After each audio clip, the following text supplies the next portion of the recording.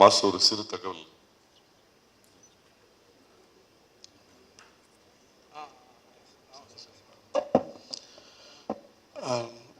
அதான் இது ஒரு சந்தோஷமான தருணத்தில் நான் ஃபஸ்ட்டு சொல்ல வேணான்னு உங்ககிட்ட ஷேர் பண்ண வேணான்னு இருந்தேன். இருந்தாலும் அங்கே சொல்லிகிட்டு இருக்கும்போது கண்டிப்பாக அதை மக்களுக்கு சொல்லணும்னு சொல்கிறதுக்கு எப்படி சொல்கிறதுன்னு தெரியல. இப்போது நீங்கள் ஆசம் ஃபீல் பார்த்துருப்பீங்க. அந்த பாட்டில் ஒரு பையன் காட்டுவாசி மாதிரி போட்டு அவன் தான் அந்த பாட்டை வந்து கேப்ரலா கிட்ட அப்படி சொல்லி ஸ்டார்ட் பண்ணுவான். நடுவில் சின்ன சின்ன பிட்டு வருவான். அவன் வந்து இறந்து போயிட்டான் முந்தா நேற்று. அது எங்களால் ஏற்றுக்கவே முடியல. 28ஆம் தேதி ரேஷ் டிரைவிங், ஹெல்மெட் போடல, பின்னாடி உட்காந்த பையன், ஓட்டுனவன் நல்லா இருக்கான், பின்னாடி உட்காந்த பையன் நம்ம ஆலந்தூர் அந்த நம்ம மீனம்பாக்கம் அந்த ரோட்டில். எங்களால் அவனுக்கு வந்து அப்பா இல்லை, அம்மாவும் தங்கச்சியும் மாத்திரம்தான் இருக்காங்க. என்னால் இந்த 7-8 நாள், அதாவது ஒவ்வொரு நாளும் அந்த ஜிஹெச்சில் போய், அதாவது தலை உள்ள அடி கிடையாது, ஹார்ட்டில் ப்ராப்ளம் இல்லை, கால் எலும்பு மாத்திரம் உடஞ்சிருக்குன்ற பையன் எல்லாமே ஓகேன்னு சொல்லிட்டு ஒவ்வொரு நாளும் நானும் என் டாக்டரும் போய், ஆனால் ஷீ இஸ் ஆல்சோ டாக்டர், அதனால் அவங்கள ஜிஹெச்சில் நாங்கள் விடவே இல்லை. கேட்டு அம்மா அவங்களுக்கு பதில் சொல்லி 6 நாள் ஆகும். 7ஆம் நாள் ஆகாஷ் அரெஸ்டட். அந்த பையன் என்னோட பெஸ்ட் அசிஸ்டன்ட். ஏஆர்எஸ் டீமில் வந்து அவ்வளோ டான்ஸ்லாம் பண்ணியிருக்கான். இப்போ கூட நாங்கள் மால்தீவ்ஸ்லாம் ஷோஸ் பண்ணி நிறைய இருந்தோம். நான் எது சொல்ல வரேன்னா, ப்ளீஸ் இப்போ கூட மீடியா, இப்போ வர்ணன் படம் பார்க்க வர மக்கள் எல்லாருக்கும் ப்ளீஸ் ஹெல்மெட் போடுங்க, ரேஷ் டிரைவிங் வேணாம். வண்டின்றது வந்து சௌரியமாக போகிறதுக்கு அது மாத்திரம் நீங்கள் புரிஞ்சுக்கிட்டிங்கன்னா அது போதும். எனக்கு வந்து ஃபுல்லாக கைகாலெலாம் உதறுது. ஏன்னா இப்போ அந்த ஃபஸ்ட்டு கண்ணீர் வந்து அவன் பாட்டை போட்ட உடனே அந்த பையன் தான் ஓப்பன் பண்ணணும். என்னால் ஏற்றுக்கவே முடியல.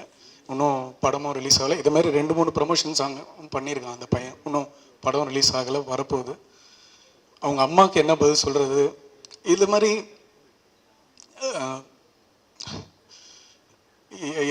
ஒரு காராக இருக்கட்டும், ஒரு பைக்காக இருக்கட்டும், அந்த பசங்க ஒரு காலேஜ் கல்ச்சர்ஸ், அவங்க நட்சத்திரான்னு ஒரு காலேஜ் கல்ச்சர்ஸ்லேருந்து முடிச்சுட்டு வர 8:40க்கு நடந்திருக்கு. அந்த 1 hour கோல்டன் ஹவரை மிஸ் பண்ணிட்டோம். டாக்டர்ஸ் ப்ளீஸ், ஜிஹெச், இது எப்படி சொல்கிறதுன்னு தெரியல. அவங்க சொல்கிறாங்க டாக்டர்ஸ்லாம், ஞாயிற்றுக்கிழமை 30ஆம் தேதி 1ஆம் தேதி எங்களுக்கு கேஸ் ஜாஸ்தியாக இருக்கும்.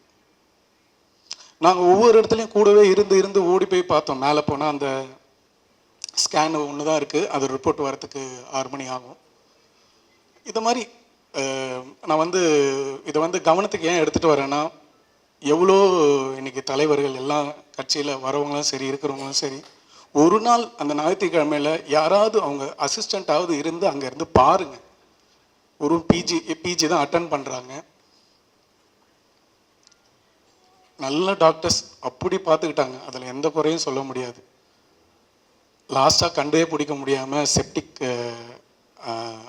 செப்டிக் ஷாக் அப்படின்னு சொல்லி, நிமோனியா அப்படின்னு சொல்லி கேஸை க்ளோஸ் பண்ணிட்டாங்க, அரெஸ்டட்னு சொல்லிட்டாங்க. வந்தவொடனே உள்ளே என்ட்ரி பண்ணவுடனே ஒரு டாக்டர்ஸ் வந்து ரிசீவ் பண்ணி அந்த பேஷண்ட்டை பார்த்தாங்களாலே போதும். ஆனால் அவங்கவுங்க ரவுண்ட்ஸில் அவங்கவுங்க வந்து போயிட்டு போகிறாங்க. நாங்கள் எங்களுக்கு விஷயம் தெரிஞ்ச எங்களுக்கே வந்து இந்த நிலமைனா, ப்ளீஸ் எல்லாருமே அந்த கவர்மெண்ட்டில் பார்த்துக்கிட்டாங்கன்னா ரொம்ப இன்றைக்கி மக்கள், இன்றைக்கி மீடியா, நீங்கள் ஒவ்வொரு இடத்துக்கும் போகிறீங்கள, இந்த இது முடித்தோன்னே அடுத்ததுக்கு போவீங்க. ப்ளீஸ் எல்லாம் ஹெல்மெட், எல்லாம் சேஃப்டியாக போங்க. இது மாத்திரம் இது மக்களுக்கு, அதை தான் நான் சந்தோஷமான நேரத்தில் இதை ஷேர் பண்ண வேணான்னு லாஸ்ட்டாக முடியும் போது நிக்கில் சார்கிட்ட அதை சொன்னேன். இது ரொம்ப முக்கியமானது. என்னோட இழப்பு இல்லை, அவங்க அம்மா, அந்த குழந்தைங்க. எங்க ஒவ்வொரு நாளும் காலையில் இவன் மூச்சு விடுவானா, அந்த பிபி இறங்கும் ஏறும், பிபி இறங்கும் ஏறும். இதை பசங்க யங்ஸ்டர்ஸ், இன்றைக்கி ஃபேமிலிஸ் ஹெல்மெட் போடாமல் எவ்வளோ பேர் நம்ம ரோட்டில் பார்க்குறோம். ப்ளீஸ் கையெடுத்து கும்புறேன். இனிமேல்ட்டு எனக்கு எங்கெங்கெல்லாம் இந்த மைக் கிடைக்குதோ இதை நான் அவேர்னஸாகவும் சரி, நான் எல்லாருக்குமே மக்களுக்கு சொல்லுவேன். ஆகாஷ் மாரி வேறு யாருக்கும் இது நிலைமை வரக்கூடாது. நன்றி.